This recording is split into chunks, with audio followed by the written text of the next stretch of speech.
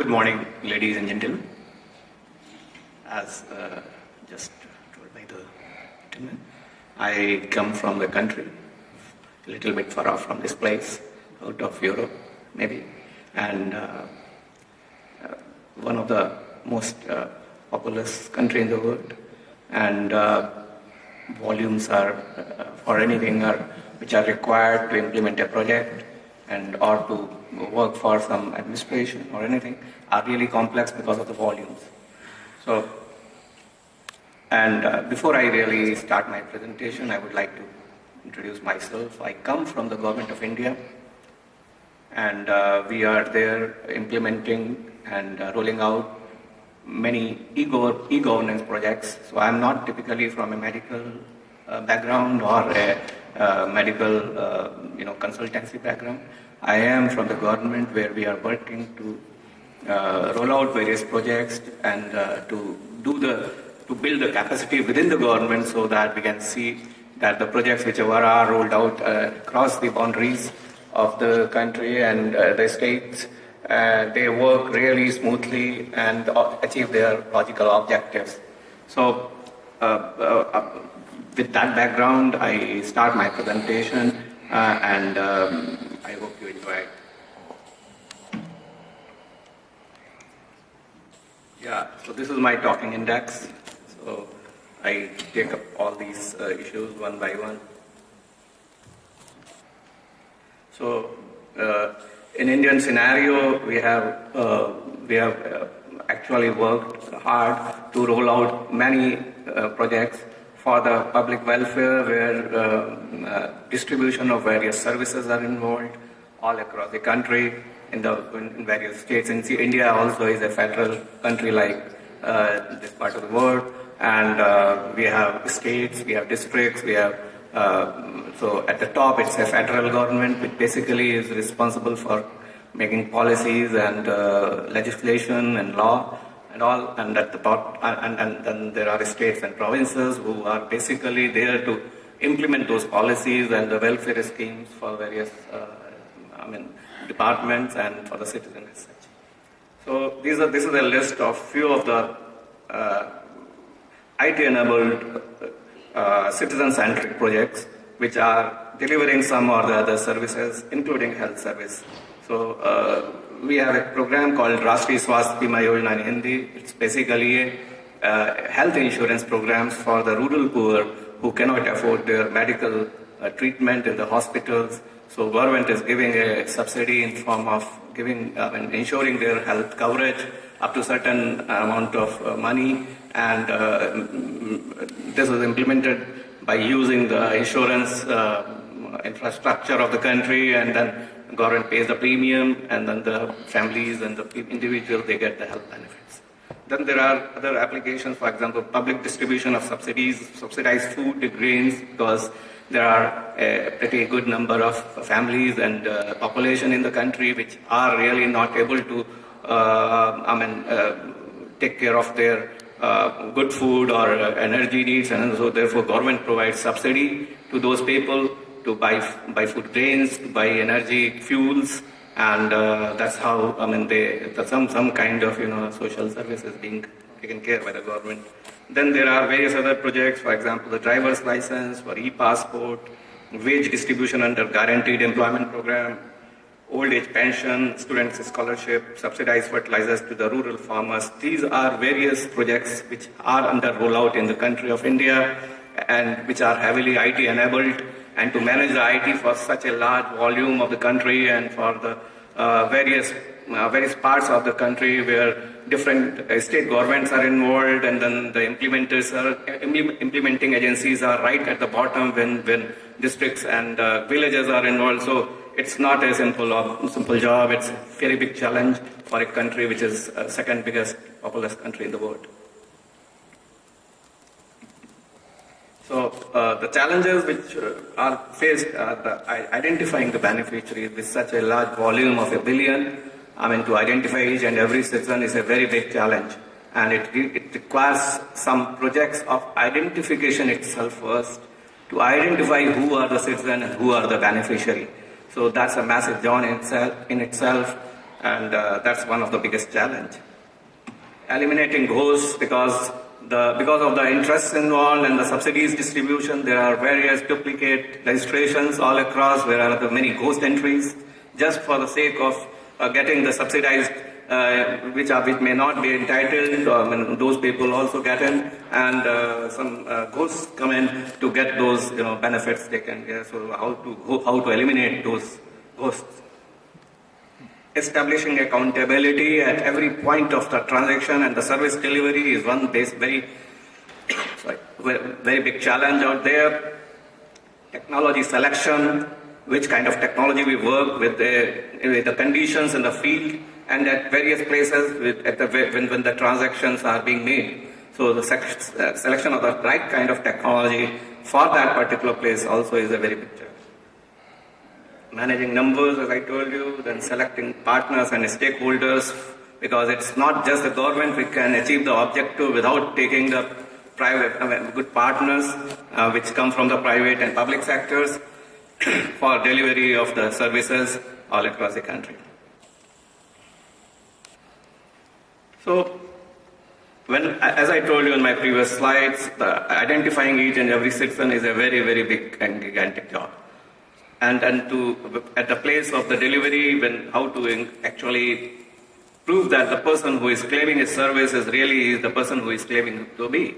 So the smart card technology has been extensively used for all those kind of service deliveries, and the person carrying the smart cards has the information on the chip, has his identity details, and securely he is authenticated and he is delivered the service for. So it provides a very robust platform to perform beneficiary authentication, entitlement verification. There are various categories of beneficiaries, for example, in case of health as well. So for a particular categories, the entitlement is a little higher. For a particular categories, the entitlement is not that high, or maybe the premiums are less. So those kind of entitlement verification, secure and accountable transactions. It is very important to make the transactions accountable and secure at the field, because to control the right transaction at the field, which is working in an uncontrolled environment in the remote areas, the system has to be robust enough to take care of such kind of uncontrolled environment and uncontrolled transactions taking place out there. Then it can seamlessly work in an offline environment also. India is a very big country. We don't have that kind of good data network all across the country. And even if it is there, it's not very robust enough so that we can use it for the delivery of the service, because if it goes off at given point of time, it will be very difficult to continue the service. And the continuing of the service is a very important job. Otherwise, the people, the beneficiary and many other stakeholders, they lose the confidence over the system. And it also, smart card technology, it also protects privacy, because many times the information which is inside the card is related, which is quite confidential enough. People they don't want it to be actually told to anyone else, or it cannot be revealed to anyone else. So the smart card technology provides all those kind of securities to keep the confidentiality intact onto the chip. It also empowers the system, because after he has all the benefits written on his card, his entitlements, so he knows that he is entitled for those kind of services, and the services cannot be denied for him when he reaches to different places of service of delivery, maybe this hospitals, or maybe some food ration shops, or doctors, or various health professionals.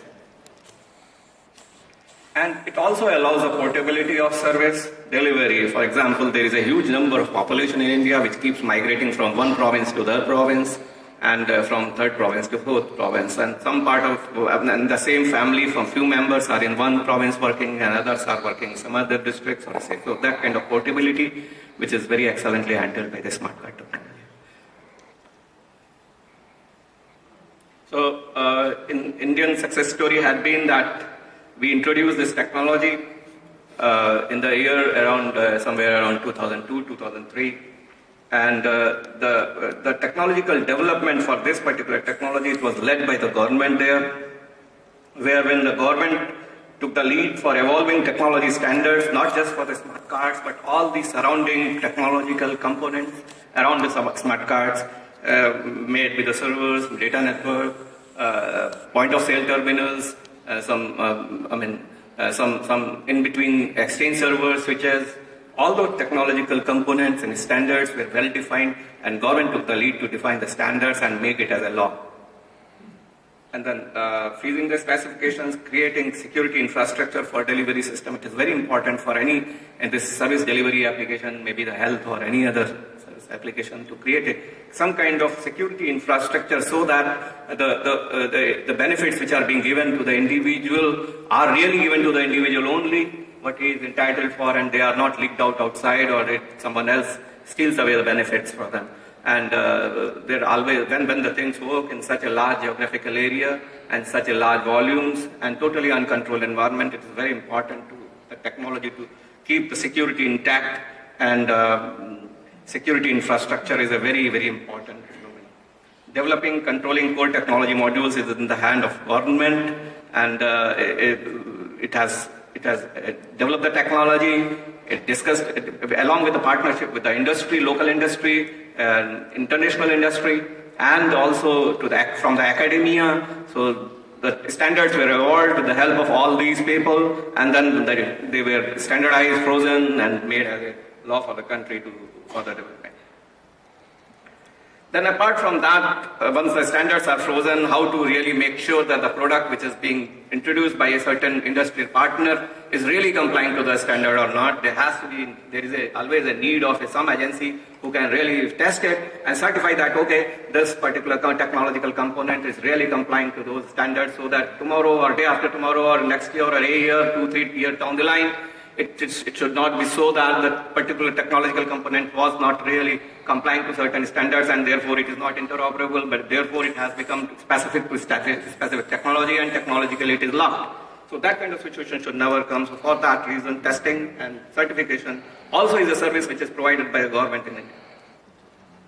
So these are the benefits, basically security and technology under strong grip and control of the government. See, government cannot deny its own role in controlling the technology, because for the welfare, for the achieving the ultimate objective or distribution of the welfare, for the healthy growth of the industry, for the achieving the logical objective of any project, it is very important that the government takes the leading role, not only in administration and policy making, but also in the technology. Some limited amount of capacity building is required to be there within the government. Then uniformity, for the purpose of uniformity of solution and interoperability, which is very, very highly required when a particular scheme is being implemented in a large geography where there are stakeholders, are different states, state governments and district governments, and the technology has to be rolled out in in such a large geography. So it is extremely important the technological components, standards are there, and every stakeholder complies with those standards. So then only uniformity of solution and interoperability can be achieved. No vendor or technology lock-in, so that's one very big benefit.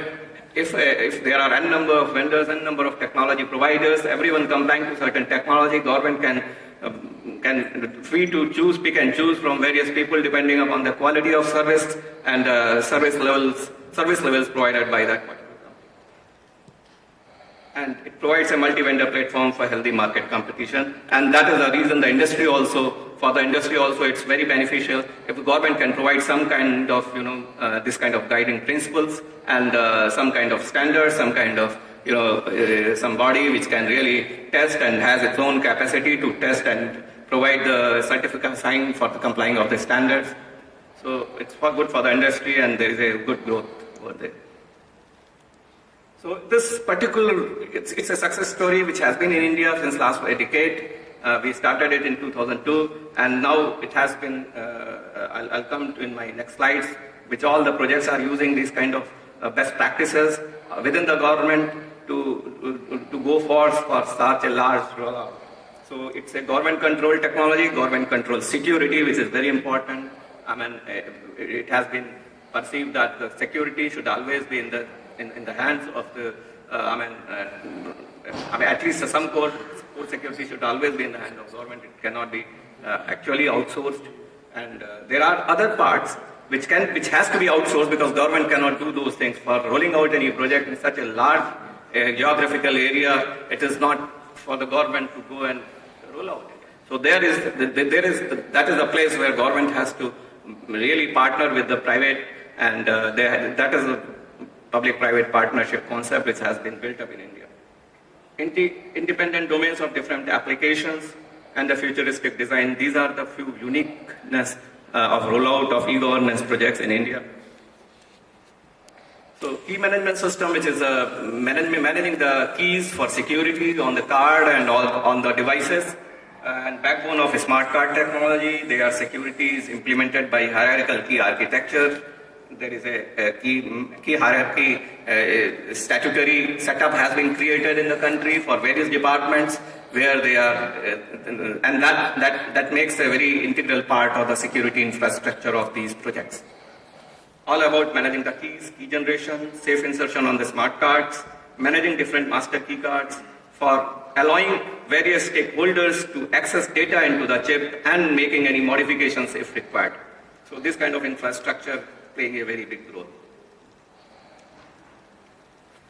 So these are a few crucial issues for rolling out. It is a big challenge if a project is to be rolled out in large geography. Most advanced may not be most suitable always. So technology selection is a very important phenomena. Many times technology may be very, very highly advanced, but it may not be very appropriate at the given kind of requirements and situations. And then standards for every component, every process, every rollout to have a strong grip over project functioning, to have a strong grip over technology partners, and to have a strong grip over rollout partners. And that is very important. The government need to have a strong grip all over the project, and definitely allowing everybody to use its some excellent capabilities to add over to it, but up to a certain level, up to a certain degree, government should have a grip over the project, then only project progresses for such a large geography.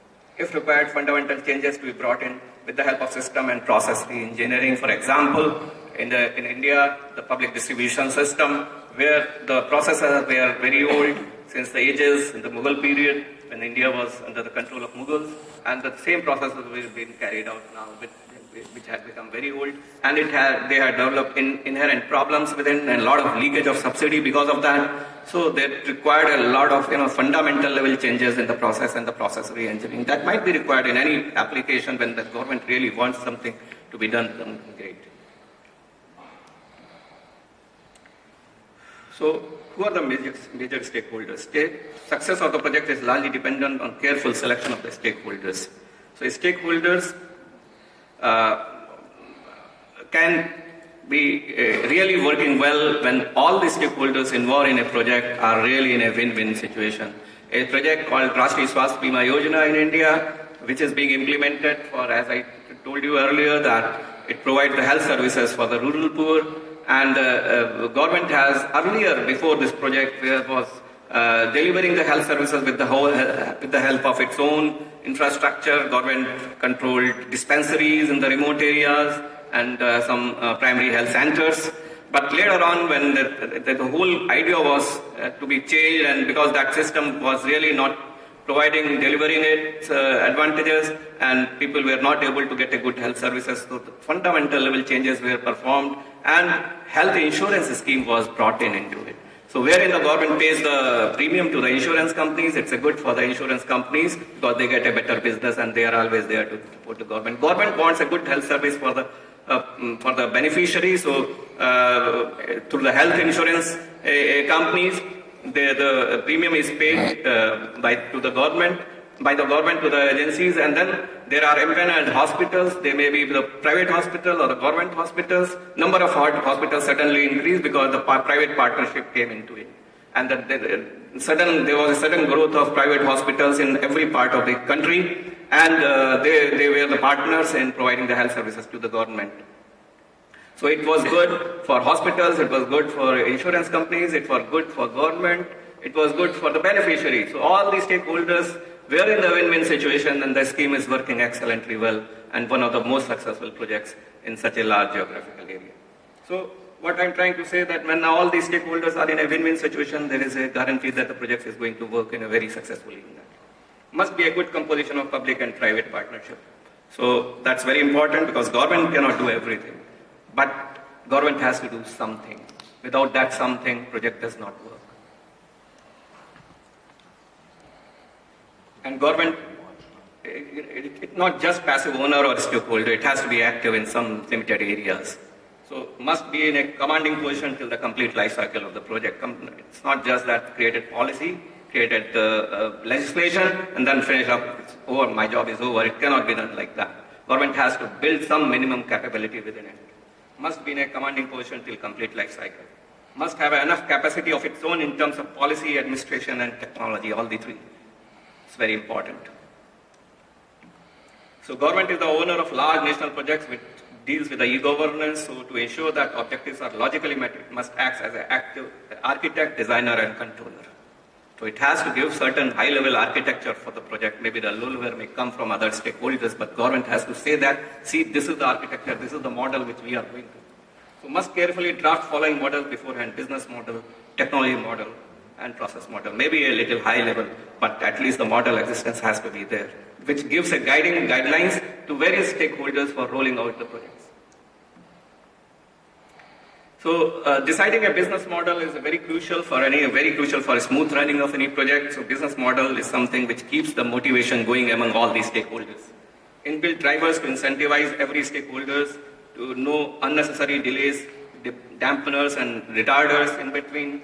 So, and then clearly define the business protocols among stakeholders, which is very, very important. Otherwise, things they don't move really, because there are different business stakeholders all across. So there has to be very clearly defined protocols for communication, for data communication, for technology as well. So this is a slide where you can see the stakeholders at the top and what all they are doing, and they all are in a win-win position for the project called Rashtriya Swasth Bima, which is a health insurance scheme in the country. Technology not for the sake of introsing, but for the problem solving. Must address the basic objectives. We may not need a very highly advanced technology, but the technology which can be really used, the people who are involved at the field level should be comfortable enough to use that kind of technology. So, and it must be free from any lock-in. That can happen only if there is a certain standards and which are complied by everybody. Must have a large industrial base, national standards for all technology components, control over technology and security must be in the government hands. So technology model, architectural design of the technology model should be vendor agnostic.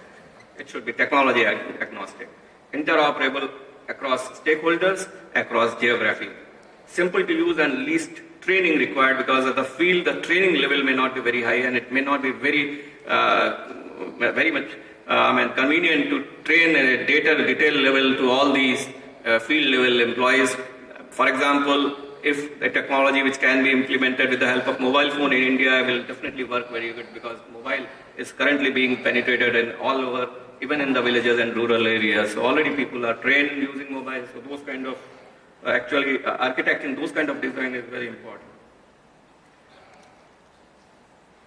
So these are few technology standards which government should come out, and smart card standards, key management system developer. It's NIC in this, a National Informatics Center is an organization within government. I have a slide which I'll tell what exactly it is. So these are few technology standards which government cannot say that, cannot do away with. It has to take a responsibility of standardizing these technologies. So National Informatics Center is a IT arm of the Government of India, which basically under Ministry of Communication and Information Technology.